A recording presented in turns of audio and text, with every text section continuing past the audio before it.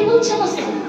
আরেকটি বরদান, আরেক বরদানে চাই রামচন্দ্রকে 14 বৎসরের জন্য বনবাসে পাঠাতে হবে না।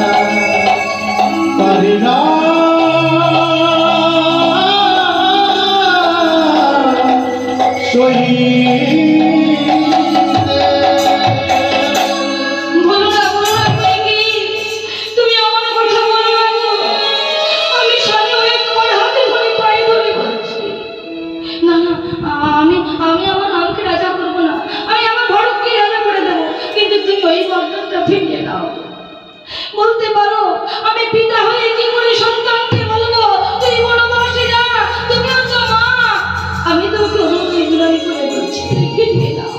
না না না, ওই বরদানই আমার চাই, ওইটাই আমি চাই।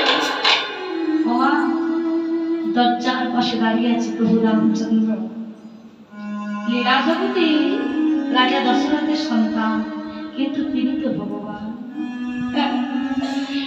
ভক্তের ইচ্ছা হয়েছে যে ভগবান বনবাসে যাবে, ভগবান কাঁদতে কাঁদতে বলছে ওগো বাবা, ওগো পিতা, আমার মা আমাকে আদেশ করেছে বনবাসে যেতে, আমি কি যাব না? আমি তো তোমার সেই সন্তান নই, আমি তো তোমার সেই সন্তান নই যে তোমার কথা অবদ্ধ হয়ে থাকবো। আমি যাবো, আমি বনবাসে যাবো। রামচন্দ্র